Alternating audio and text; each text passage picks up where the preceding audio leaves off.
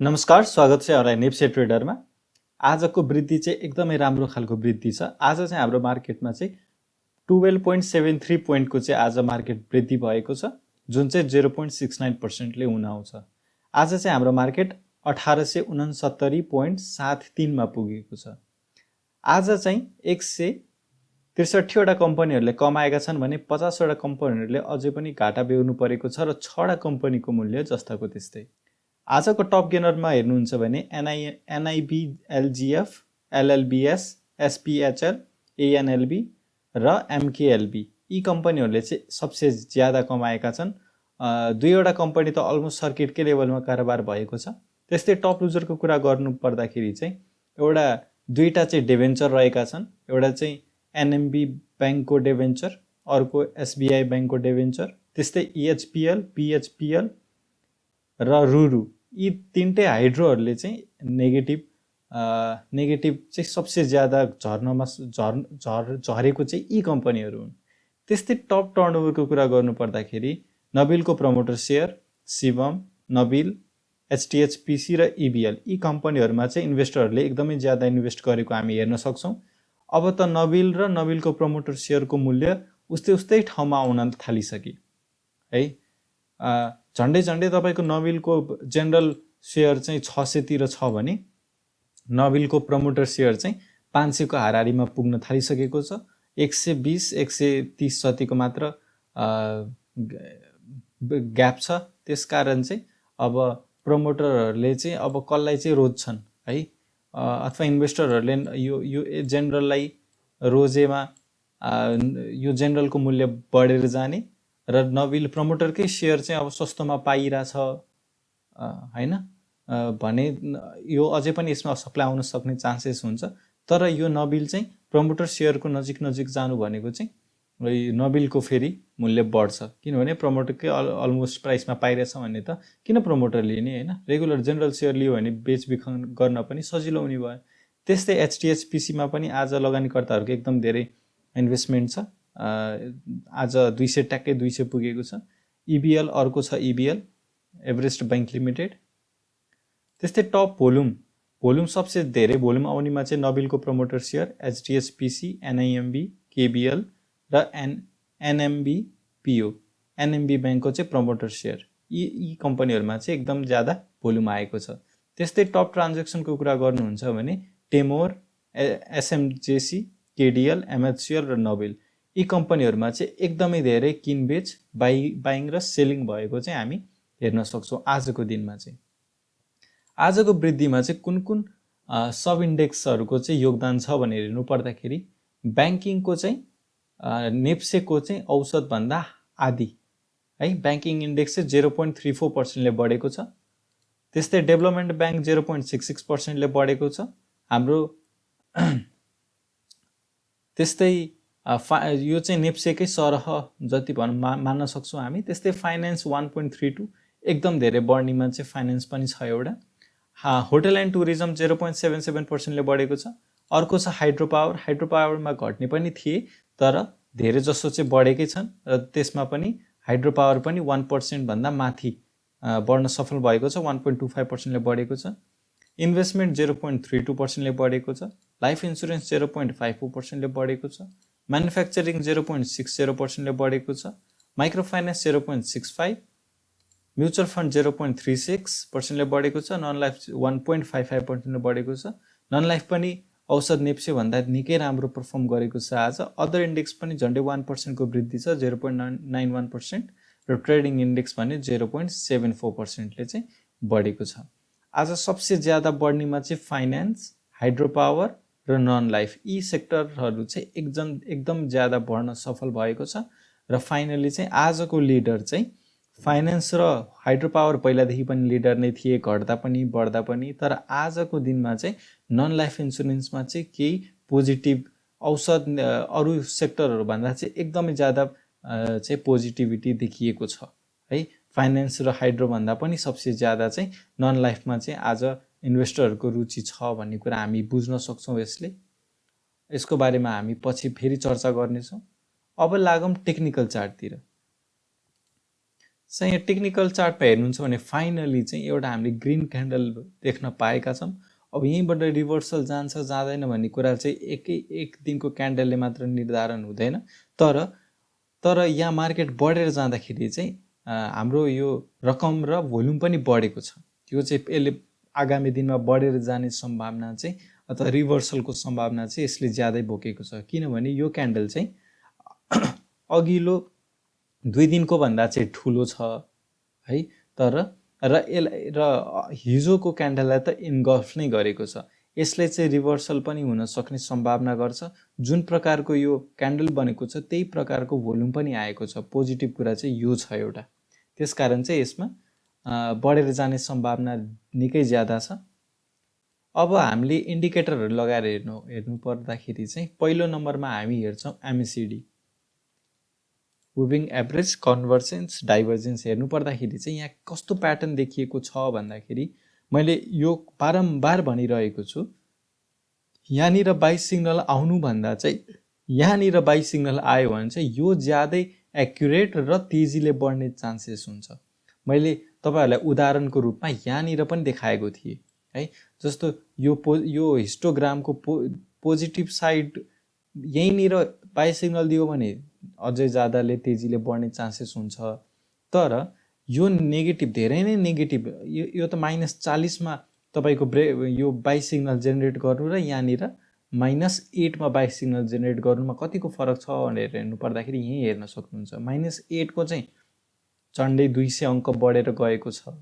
त्यस्तै यहाँनिर चाहिँ -40 मा बाइ सिग्नल दिएको चाहिँ केही 80-90% मात्र बढ्न सफल भएको छ है। यहाँ 36 देखि लिएर 1970 है, यति 100 समथिङ चाहिँ मात्र यहाँनिर वृद्धि हेर्न सक्छौँ। यहाँनिर त झन्डै 300 कै वृद्धि छ नि हैन, झन्डै तपाईको 2300 नै पुग्न खोजेको छ। भने पछाडि यो अब यहाँनिर कस्तो प्याटर्न देखिएको छ भन्दाखेरि यहाँ चाहिँ अहिले सेल सिग्नल दिइरहेको छ। फेरि यो चाहिँ हिस्टोग्राम आजै फिक्का भएको छ र भोलि यदि यहाँबाट बढेर जान्छ भने चाहिँ यो निरको जुन बाइ सिग्नल छ त्यो चाहिँ एकदमै ज्यादा स्ट्रङली चाहिँ मार्केट बढेर जाने चान्सेस देखिन्छ। र मैले तपाईलाई के भनेको थिएँ भन्दाखेरि अलरेडी सपोर्टको लेभलमा भएको भएर चाहिँ योभन्दा अगाडि पनि के भएको थियो भन्दाखेरि यहाँनिर 1800 पुग्यो, फेरि झर्यो, फेरि अब फेरि 1800 सम्म आउँछ र किनौला भन्ने लगानीकर्ताहरूले किन्नै नपाइकन यहाँबाट बढ्दै बढ्दै गएको थियो। र फेरि घट्दै जाँदाखेरि इन्भेस्टरहरू निराश पनि भएका थिए।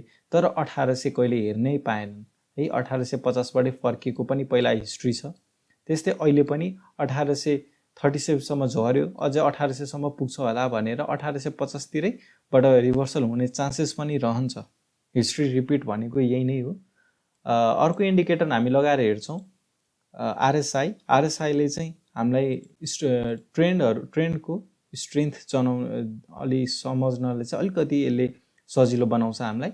मैले के भनेको थिएँ भन्दाखेरि यदि 40 लाई चाहिँ ब्रेकडाउन दिएर तलतिर जान्छ भने अझै बेरिस हुने चान्सेस हुन्छ। तर हिजो मात्र 40 लाई छोएको थियो र फेरि आज चाहिँ 40 भन्दा माथि नै बस्न सफल भएको छ। यदि यो रिटेस्टको लागि आएर फेरि तल जान्छ भने नेगेटिभ हामीले लिनुपर्ने हुन्छ। तर यहीँबाट सपोर्ट लिएर माथि बढ्दै गयो भने चाहिँ यहाँ पनि बाइ सिग्नल आउनेछ र जुन यो बेरिसको बटम एरिया छ RSI को लागि त्यो पनि 40 मा सपोर्ट लिएर माथि गयो भने चाहिँ मार्केट निकै स्ट्रङली चाहिँ बुलिश हुने चान्सेस हुन्छ। अर्को इन्डिकेटर छ बोलिङ्गर ब्यान्ड। अब बोलिङ्गर ब्यान्ड अनुसार हेर्नुहुन्छ भने चाहिँ यसले किनै पनि ट्रेन्ड फलो गरिरहेको थिएन। यसको मिडल ब्यान्डलाई पनि सपोर्ट यहाँ लिन सकेन र यहाँ पनि ब्रेकडाउन दिएर चाहिँ तल झरिरहेको थियो। तर अब यहाँ आउनुपर्ने त तलसम्मै थियो है। तर अब अरू इन्डिकेटरहरू पनि हेर्नुहुन्छ भने चाहिँ अहिले बोलिङ्गर ब्यान्ड अनुसार मात्र चाहिँ चान्सेस छ यहाँसम्म पनि आउने, यहाँबाट सपोर्ट लिएर माथि जाने चान्सेस पनि रहन्छ। तर यहीँबाट पनि रिभर्सल भयो भने चाहिँ हामीले त्यसलाई पनि अब स्वीकार्नै पर्ने हुन्छ है त। र यो कहाँसम्म जान्छ भन्ने कुरा हो। यहीँनिर फेरि मिडल ब्यान्डमा ठोकेर तल जाने चान्सेस पनि हुन्छ, यो पनि एउटा सम्भावनाको कुरा हुन्छ। र अर्को भनेको चाहिँ अप्पर ब्यान्डसम्म छोएर फेरि तल जाने चान्सेस पनि रहन्छ। अब हामीले चाहिँ अहिलेको लागि टार्गेट सतर्क हुनु भनेको चाहिँ न्यू बाइङको लागि चाहिँ हामीले यसको मिडल लाइनलाई चाहिँ मिडल ब्यान्डलाई चाहिँ यसले ब्रेकडाउन दियो भने चाहिँ बल्ल हामीले यहाँ बोलिङ्गर ब्यान्डबाट चाहिँ पोजिटिभ हुन सक्छौँ र त्यति बेलासम्म त एमएसिडीले बाई सिग्नल जेनेरेट नै गरिसक्छ हैन। र त्यस पछाडि आरएसआई पनि त्यति बेला 50 को 60 को लेभल ब्रेकआउट दियो भने चाहिँ हामीले बलर ट्रेडिङको लागि इन्ट्री लिन सक्छौँ है। यो यसरी चाहिँ तपाईँले ट्रेड लिनुभयो भने चाहिँ सबै इन्डिकेटरहरू पोजिटिभ पोजिटिभ पोजिटिभ भयो भने चाहिँ यसले चाहिँ हाम्रो लगानी चाहिँ सुरक्षित छ, धेरै रिस्क छैन, रिस्क थोरै छ है भन्ने कुरा चाहिँ जनाउँछ। आजको लागि चाहिँ मैले तपाईँहरूको लागि एउटा दुईटा स्क्रिप्ट लिएर आएको छु। पहिलो नम्बरमा छ एसएमजेसी। अब धेरैजनाले कि धेरै बढेन भन्दै हुनुहुन्थ्यो, तर फाइनली आज चाहिँ एकदमै राम्रो यो जुन क्यान्डल एकदमै राम्रो क्यान्डल फर्म भएको छ आज, तर भोल्युम भने कम आएको छ। भोल्युम कम आउनुको रिजन के पनि हो भन्दाखेरि घट्दै गएको छ लगातार। अब योभन्दा अल टाइम बटममा कसैले बेच्नै चाहँदैनन्, सबै भोल्युमहरू यतैतिर सकिसकेको छ। आइपिओ पर्ने केही 2-4 हात बाहेक धेरैजनाले सेल गरेका छैन, सबैजनाले सेल गरिसकेका छन्, केहीले मात्र सेल गर्न बाँकी रहेका छन्।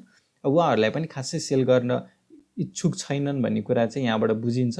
र अल टाइम लोमा भोल्युम पनि नआएर चाहिँ यसरी मार्केट बढेर जान्छ र अबको आगामी दिन 3-4 दिनपछि चाहिँ योभन्दा धेरै धेरै धेरै गर्दै भोल्युम आउँदै बढ्यो भने चाहिँ यो स्टक चाहिँ निकै राम्रोसँग वृद्धि हुन सक्ने चान्सेस चाहिँ रहन्छ। झन्डै झन्डै यो तपाईँको 370 देखि चाहिँ यो घट्दै घट्दै 260 सम्म है झन्डै 100 अङ्कको गिरावट भइसकेको छ। योभन्दा धेरै गिरावट हुने चान्सेस अब निकै कम छ। यदि यहाँबाट हेर्नुहुन्छ भने यो झन्डै तपाईँको यसमा 31% को गिरावट भइसकेको छ है त। सो यो चाहिँ राम्रो टाइम हो इन्भेस्टिङको लागि यो कम्पनीमा चाहिँ है।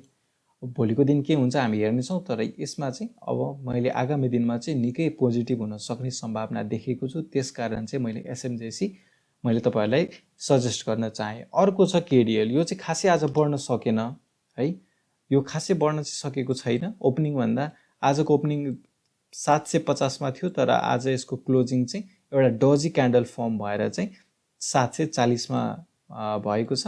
हिजोको क्लोजिङ चाहिँ 750 मा थियो, तर आज चाहिँ यतैतिर यहाँ 737 तिर ओपनिङ भएर चाहिँ 740 मा क्लोज भएको छ। यसले चाहिँ एउटा डजी क्यान्डल फर्म गरेको छ। भोल्युम यसमा पनि सकिसकेको छ, अल टाइम लोमा छ। यसमा पनि राम्रो वृद्धि हुन सक्ने चान्सेस हुन्छ। यसमा पनि यदि पर्सेन्टेज वाइज हेर्नुहुन्छ भने चाहिँ झन्डै झन्डै तपाईँको यसमा पनि 24% को चाहिँ घाटो अलरेडी यो स्टकले चाहिँ भोगिसकेको छ। र यसको कम्पिटिटर हेर्नुहुन्छ भने सिजिएच हेर्नुहुन्छ भने यो अझै पनि 1000 माथि रहेको स्टक हो। यहाँ हेर्न सक्नुहुन्छ झन्डै 1100। आज त निकै राम्रो बढ्न सफल भयो यो चाहिँ। अब यस्तो के छ यो कम्पनीमा जुन केडिएलमा छैन भनेर हेर्नु पर्दाखेरि यसमा के पनि छैन। अलरेडी ट्रेड गर्दै गर्दै गर्दै गर्दै मान्छेहरूले अलरेडी माथितिर किनेको भएर चाहिँ यो अल टाइम लो जस्तै नै हो। हुन चाहिँ अल टाइम लो यतातिर अथवा तलतिर छ, तर यो चाहिँ यसले चाहिँ हायर प्राइसहरू पचाइसकेको भएर चाहिँ लगानीकर्ताहरूलाई त्योभन्दा सस्तोमा बेच्न मन नभएको भनेर बुझ्न सक्छौँ। तर केडिएलको केसमा चाहिँ भर्खर आइपिओबाट निष्कासन भएको भएर चाहिँ जसले चाहिँ एकुमुलेसन गर्दै हुनुहुन्छ उहाँहरूले चाहिँ यसलाई अझै सस्तोमा भन्दै किन्न खोजिरहेका थिए र लगानीकर्ताहरू पनि त्यही हिसाबले चाहिँ सेल गर्दै गर्दै गए। र जहाँनिर चाहिँ अब सप्लाई बन्द हुन्थ्यो उहाँहरूले आफै बेचेर म्युचुअल फन्डवालाहरूले अथवा जसले चाहिँ पहिले यतातिर स्टकहरू किन्न सफल भयो उहाँहरूले चाहिँ सेल गरेर प्राइस झारिदिने। अनि एकुमुलेसन पिरियड चाहिँ लगभग तपाईँको यो स्टार्ट भएको चाहिँ 24 अप्रिलदेखि लिएर आजको अप्रिल 4 सम्म चाहिँ मे 4 सम्म चाहिँ एकुमुलेसन चलिरह्यो। यसले चाहिँ अब आगामी दिनमा केडिएल पनि बढेर जाने सम्भावना हुन्छ भन्ने कुरा मैले तपाईँलाई जनाउन चाहेँ। अर्को स्क्रिप्ट छ टेमोर।